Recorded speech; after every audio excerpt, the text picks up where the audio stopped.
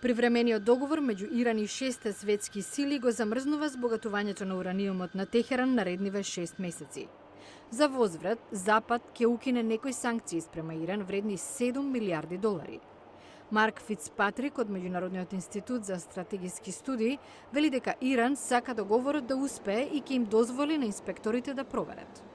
Меѓународната агенција за атомска енергија ќе има луѓе во објектите кои ќе следат дали Иран се придржува на обврските според договорот. Фицпатрик вели дека договорот не е елиминирање ниту пак намалување на иранската нуклеарна програма, туку едноставно задржување на сегашниот статус. Може да оди по патот на нуклеарното оружје со ова што денес го има. Може таму да отиде по 3 месеци, 4 или 6 месеци и тогаш акција против Иран ќе биде превземена.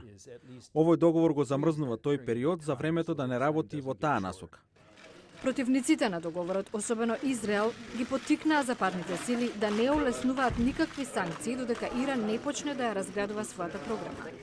Но Запад има добра рака во оваа игра, вели законодавецот од горниот дом на британскиот парламент Норман Ламонт, кој што туку се врати од Техеран. Не мислам дека Запад се откажа од нешто што не може да биде повратено. Мислам дека го прекинавме течењето на времето потребно да се направи нуклеарното оружје. Создавањето на тој простор за дишење, како што вели Марк Фицпатрик, е круцијално. Целта е во наредните 6 месеци да се работи над сеопфатен договор што ќе ги увери светот дека Иран нема да може да работи забрзано кон нуклеарно оружје.